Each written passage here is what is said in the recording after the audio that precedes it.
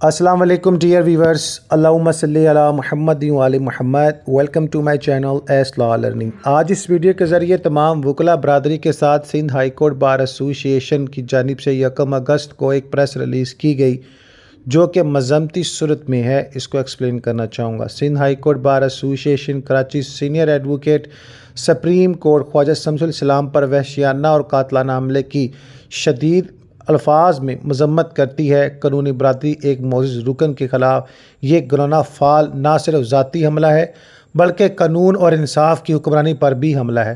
مہذب معاشرے میں اس طرح کا تشدد بالکل ناقابل قبول ہے اور اسے سزا سے محروم نہیں رہنا چاہیے۔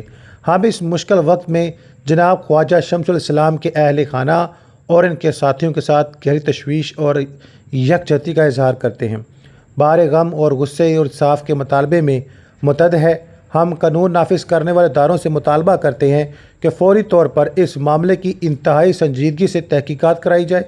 اس بزدلانہ فعل کے مرتکب اور افراد کو بلا تاخیر شناخت گرفتار اور انصاف کے کٹگرے میں لایا جانا چاہیے۔ ہم حکومت سندھ اور متعلقہ حکام سے مطالبہ کرتے ہیں کہ وہ صوبہ بھر کے وکلاء کے تحفظ کو یقینی بنائیں۔ کارروائی میں ناکامی صرف ان لوگوں کی حوصلہ افزائی کرے گی جو تشدد کے ذریعے انصاف کی آواز کو خاموش کرنا چاہتے ہیں۔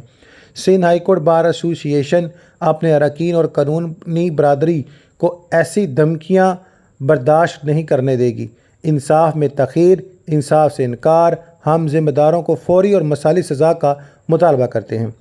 اس بات کو یقینی بنانے کے لیے یہ ایک اہم موڑ ثابت ہوگا کہ وکلاء بغیر کسی خوف اور دھمکی کے اپنے فرائض سر انجام دے سکیں۔ مرزا سرفراز احمد ASC، آزاد سیکرٹری جناب اعلیٰ سندھ ہائی کورٹ بار ایسوسی ایشن اور جناب ASC صدر برسٹر محمد سرفراز علی مطلق کی جانب سے جناب اعلیٰ تصدیق شدہ نوٹیفیکیشن۔ اللہم صلی علی محمد و آل محمد۔